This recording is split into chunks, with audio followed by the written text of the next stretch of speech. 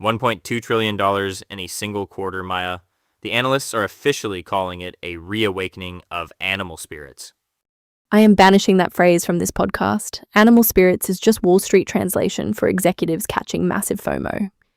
Call it whatever you want, but when Fifth Third drops $10.9 billion on Comerica, the FOMO is definitely real. Real expensive, maybe. I pulled the filings, so we need to talk about the actual math on this mega deal. The rundown. $1.2 trillion in Q1 alone. I'm officially calling it the bankers are back. Yeah, I saw that analyst note tossing around the phrase reawakening of animal spirits, which is just Wall Street poetry for we finally have budget to buy things again. Don't ruin my romance, Maya. The pent-up demand is real. Healthy balance sheets, a regulatory window that's actually open for once. Openish. Corporate executives are still dragging their feet on due diligence. Middle East tensions have everyone checking their supply chain math 3 times. It's not exactly the Wild West out there. Tell that to Fifth Third. $10.9 billion for Comerica. That's a massive reshape of regional banking. It's big, sure. But look at the multiples. They're paying a premium that assumes zero deposit flight. I read the investor presentation. The synergy targets are highly optimistic. You're always so negative on bank synergies. They overlap in some of the wealthiest zip codes in the Midwest. You consolidate those back offices, the math works. We can fight about bank back offices later, because the deal I'm actually obsessed with today is Ecolab. The commercial cleaning guys? Exactly. They're dropping $4.75 billion on CoolIT Systems. It's a pure data center cooling play. Everyone's looking at NVIDIA, and Ecolab is quietly buying up the infrastructure that keeps the AI servers from melting down. That's actually smart. Selling shovels during a gold rush. Speaking of weird pivots, Danone is buying Huel for $1 billion. The Tech Bro sludge? It's a nutritionally complete powder, Nate. It's liquid sadness for people who hate chewing. But sure, Danone gets to pretend they're a disruptive meal replacement company now. I'm sure the margins are fantastic.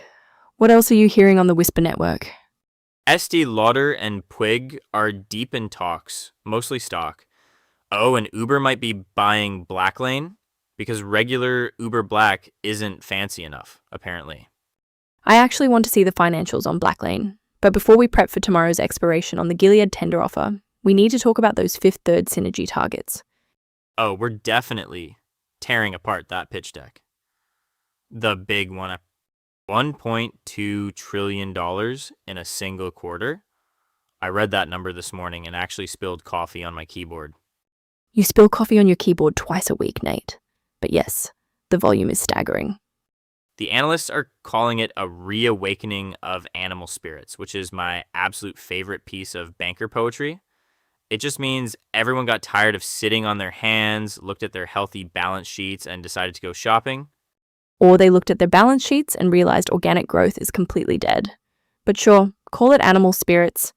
I prefer to call it AI panic buying mixed with pent-up demand. Well, the spirits are definitely awake in Cincinnati. Fifth Third dropping $10.9 billion for Comerica is a massive flex. It completely reshapes the regional banking map. It's a blockbuster, no doubt. But I read through the merger presentation, and I'm struggling to see the math work for Fifth Third at that premium. Really? It makes perfect sense. Regional banks have been in a slow-motion existential crisis for years. You either get huge or you get eaten. Fifth Third is choosing to get huge. I get the scale argument. I really do. But $10.9 billion? Comerica has significant commercial real estate exposure.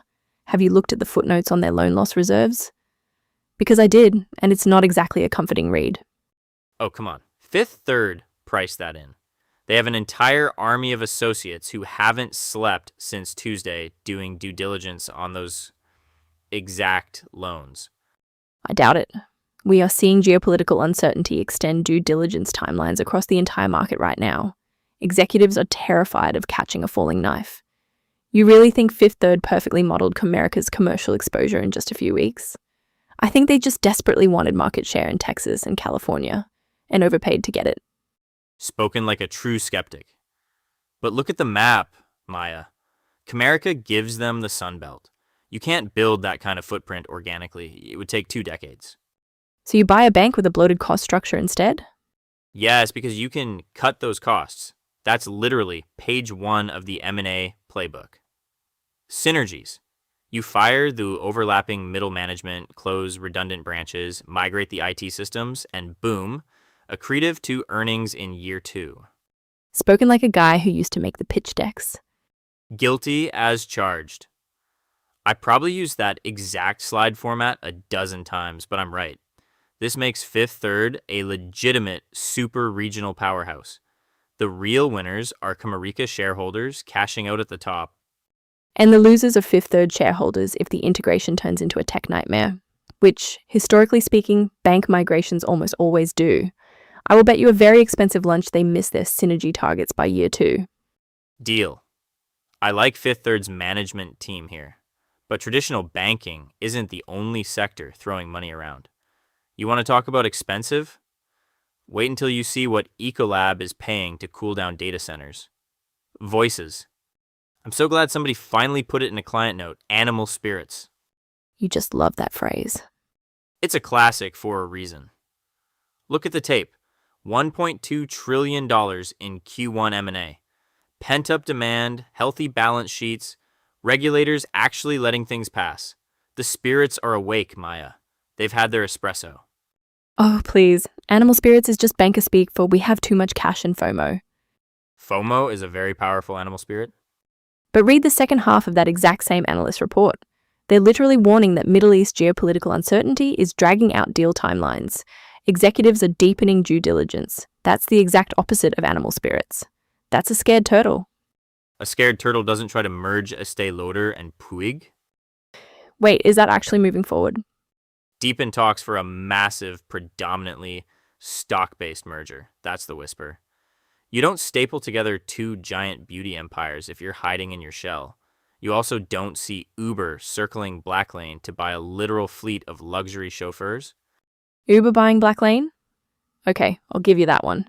That actually makes strategic sense to expand their premium tier. Exactly. People want a deal. They're just using the macro environment as an excuse to do way more diligence so they don't look reckless to their boards. Fine. The totals are wearing lipstick and taking black cars. But if you want to talk about actual timelines stretching out, we need to look at healthcare tomorrow. Are you talking about the Gilead tender offer? RCLX. The new expiration date is finally hitting. Plus, I'm watching the regulatory filings on Intel's $14.2 billion buyback of that Ireland fab stake. We'll see if the regulators are actually as friendly as your animal spirits think they are. Spill the tea. Okay, but you have to admit the Estee Lauder and Puig whispers are fascinating. A massive stock-based merger in this environment? I am looking at the consumer volatility and thinking, who is actually underwriting this? The bankers who want those fees, Maya? The narrative is just too good. You merge those two, you basically own the vanity of the entire Western Hemisphere. Vanity does not pay out in all stock deals when your multiples are completely out of whack.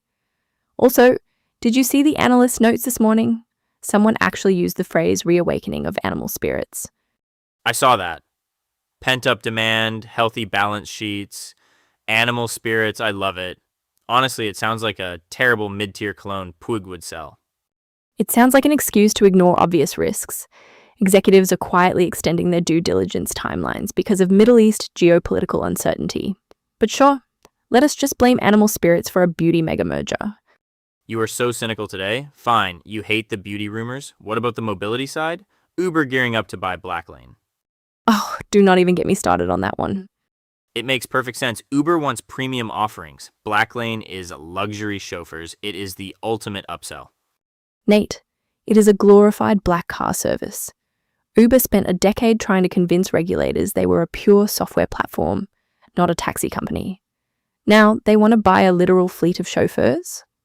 They want high margins. They want corporate accounts and rich people willing to pay $300 to not stand outside baggage claim. I need to see the depreciation schedules on those Mercedes leases before I believe it is anything but a vanity project. Speaking of projects with massive price tags, we should probably look at what is actually hitting the wire tomorrow. Right. We have Gilead's extended tender offer for RCLX finally approaching its new expiration date. And keep your eyes on Intel. We might finally get the regulatory filings on that $14.2 billion buyback of their Ireland Fab joint venture. Tomorrow's radar. I am refreshing the SEC portal tomorrow morning specifically for Intel. We should finally see the filings on that $14.2 billion buyback of their Ireland Fab joint venture. $14 billion to buy back your own factory. Incredible. But I'm watching Gilead. Their extended tender offer for Arcellx hits its deadline tomorrow. You think they actually close it? They just bought Ouro Medicines for $2.2 billion. Their integration team has to be completely tapped out. Oh, come on. Biotech integration is a myth. You buy the clinical trial data and lay off the HR department. Spoken like a deeply cynical former VP. I wear it as a badge of honor. But if you want real gossip, watch Estee Lauder and Puig. Whispers are getting loud about a massive all-stock merger. Wait, really? Rival perfume families are actually going to share a boardroom. I will believe that when I see the voting rights structure. Family dynasty drama meets corporate governance. Sounds like the perfect mess to unpack next time.